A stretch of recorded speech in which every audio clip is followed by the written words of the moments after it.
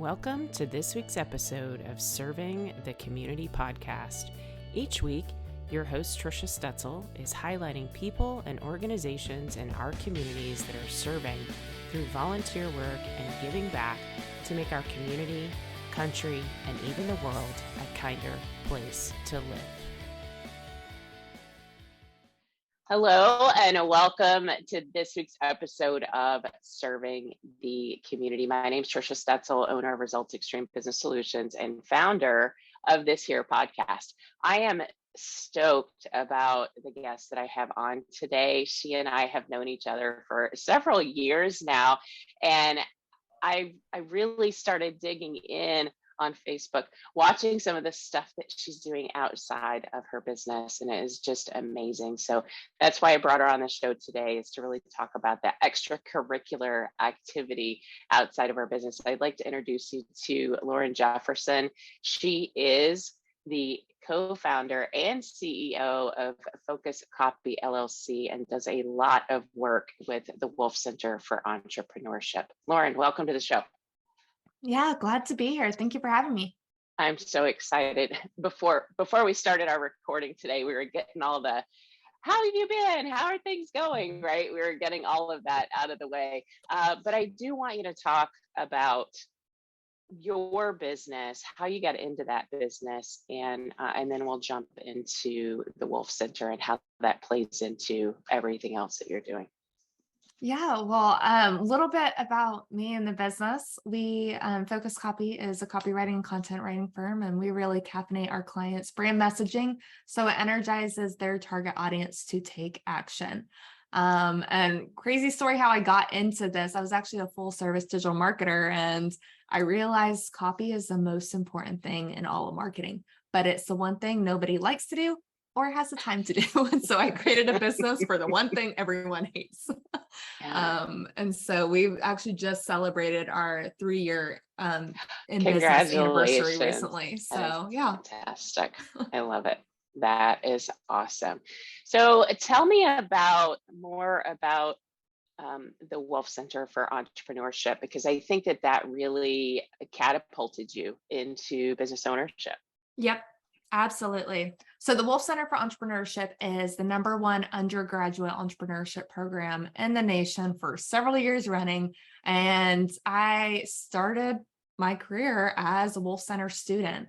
And so I was part of the class of 2016, where we had 40 students and we were stuck with each other for 18 months doing everything from sweating, bleeding, sleeping, staying up until, 3 a.m., sometimes even 6 a.m. working on projects. And since I've graduated, the program is constantly improving because you have to improve if you're going to stay #1 in the nation.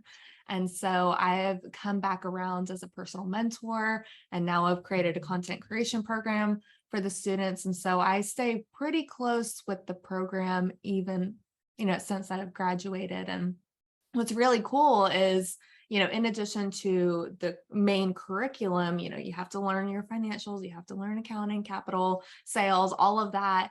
But they really look at the heart aspect of entrepreneurship, because there's no point in us being entrepreneurs if we aren't making the world a better place and if we aren't making an impact. And so they pair the head and the heart to make these well-rounded entrepreneurs. And how they do that is they surround these 30, 40 students per year with about 500 mentors. Wow. It is a massive, massive program. And so each student has their personal mentor. I've been personally a personal mentor twice now.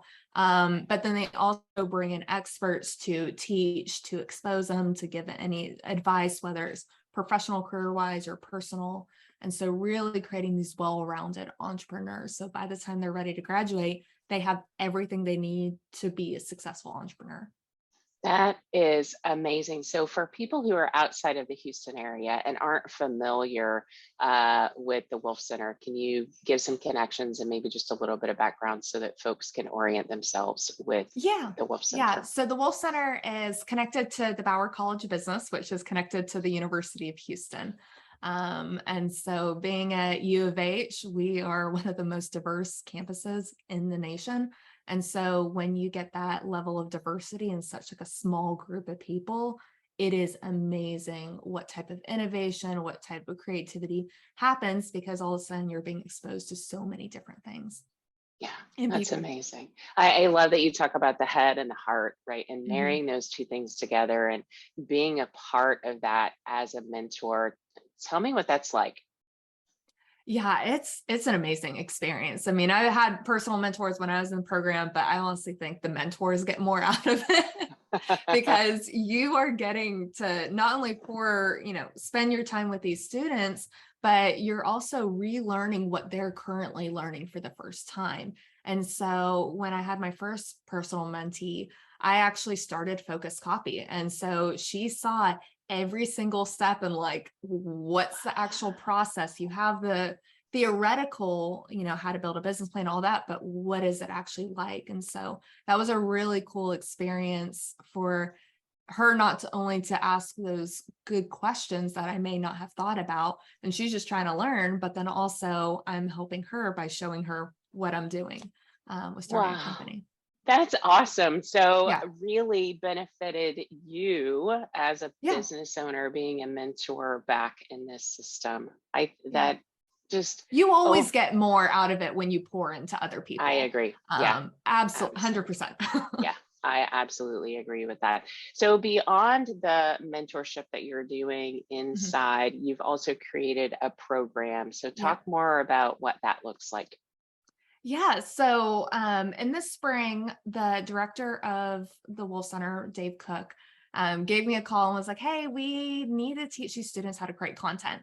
Content is not going away. We are very much still a digital and will continue to be a digital society. And a big part of being a digital society is you have to create content. However, standard university curriculum does not teach people how to create content, which hopefully that does change. So we created this curriculum. I got 4 students and they're actually on a team. So I have a CEO and I have 3 other students, and I've been working with them since the middle of the spring after we developed the curriculum. And it's basically what I'm doing with FocusCopy, but it's teaching these students, okay, what is a customer journey? How are you going to be able, and like the whole intent for this project is, or in this program, is to recruit bigger, better students into the program. And the only way you can do that is by reaching out and sharing more about what the Wolff Center is doing. And so I've been teaching them a lot. They launched their first podcast this summer. And so now they're creating content. They had a viral reel that went off and got like 14,000 views within about an hour or so, which is really, really amazing for some of these students that have never tested any of this. And so we're going to be, this being our first year, we're going to constantly iterate and improve so that when the next class comes around, we'll start over again and they'll have a much better program, and that will continue to go on for the next couple of years. That is awesome. Business with a purpose, right? It's Yeah. all, I love that. And I love that where you have found a place in this space where you can bring the things that these students need coming Yeah. out, right? There are so many things that business owners, entrepreneurs don't know because we don't or didn't teach Yeah. it, right? Yeah. And now we can actually add content through the programs like what you're putting out there. I think that's fantastic. Let's talk about how others get involved. So, do Yes. you have to be a student, Nope. graduate? Okay, so let's talk about that. How can others get involved in the Wolff Center? Yeah, so they are looking for mentors every single fall. So they're actually going through the applications as of right now. We're in the middle of August at this recording. And so they'll be accepting students. And so they'll look through their current mentor bank, but they'll also need new mentors to pour in and to really match the students. It's pretty amazing how they do it. My first mentee literally was exactly identical to me. Literally, like, we didn't start a Wolff Center without a car. We wanted to be in kind of this health and wellness space. I mean, it was almost to a T, like perfect mentor mentee partnership. And so you can reach out to the program manager. And so they will be doing orientations all through the fall for mentors, because it is a commitment. We want these students to have the best people pouring into them. And so if you're willing to give and if you're willing to serve these students without anything in return, you're going to see even more on the back end, whether it's through you just serving or whether it's you having other ideas to improve your business, or whether it's just having the heart to give back and to teach these students how to be better people in this world. That's awesome. So who makes a great mentor? So for our listeners out there, if they're Yeah. listening, they're like, I think I might want to do this. Who makes a great mentor? Great mentors, givers. First and foremost, they have to be willing to give. They have to be willing to be vulnerable. That's my favorite part of it, because I love sharing all of the mistakes and all the scars I've have from being in business or being a person or being a woman, whatever it is. So being passionate, being vulnerable, being present. And then probably the last thing is being a good listener, because some of these students, you don't know what they're going through. I've talked to so many students where they've come from all the way across the world and they have literally zero community in Houston. And so I'm helping them plug into community, figure out how they can get that, not only that physical support, but that emotional support as well. So just being present, listening, it's pretty simple. It doesn't take a lot to be a mentor. The big thing is showing up and being available. Okay, excellent. And I know you've provided me with, I think, a link back to Yes. the application process. So I'll make sure that that's in the show notes as well as the comments below if anyone's interested in doing that. Are they at this point in August still taking applications, or have they closed that for this year? Yeah, so they're currently still taking applications for students, and then they'll be taking requests to be mentors throughout the rest of the fall. And Oh, they're constantly fantastic. looking for more mentors. And if you can't commit to being a personal mentor, they're always looking for people to just pour in, even if it's a one-time shot. That's how Okay. they have this massive community of 500 plus mentors that pour into these students. That is so amazing. So one of the Facebook posts that I saw that really caught my attention, it looked like you guys were out doing some kind of kayaking activity. So tell me about some of these extracurricular activities that you do with the students. Yeah. So I don't know what post you're talking about when it comes to kayaking, but we do one of the big projects that they do is called Wolff Fest. And it's every spring, Okay. 3-day pop-up restaurant or food festival where these students literally have to buy their plots. They have to create the restaurant. They have to find their food, labor, sales, market. Literally, I mean, they're building a restaurant from the ground up. That's cool. And the class of 2022 actually brought in like $323,000 in revenue. It is, Wow. we're dealing with big money. Just personally, like when it was my Wolff Fest, I was actually in charge of all the credit card transactions, and I wrote a check for $80,000 as a 20-year-old. And I still haven't written a check that big since then, even to, like after I bought my house.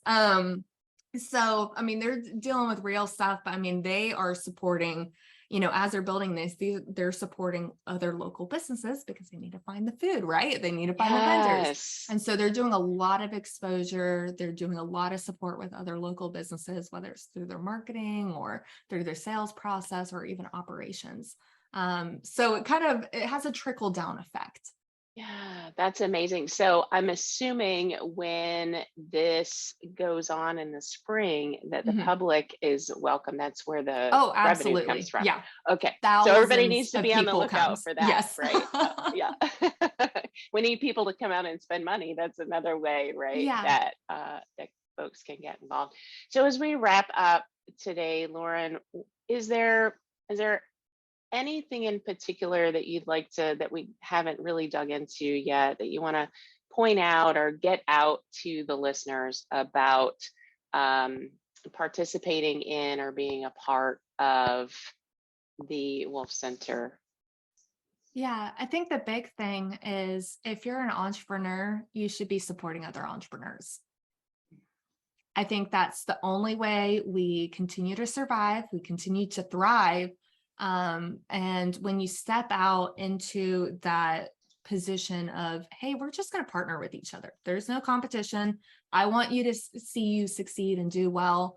That's when we're going to see a lot more progress. So this even goes beyond Wolff Center. this is just an entrepreneurship thing.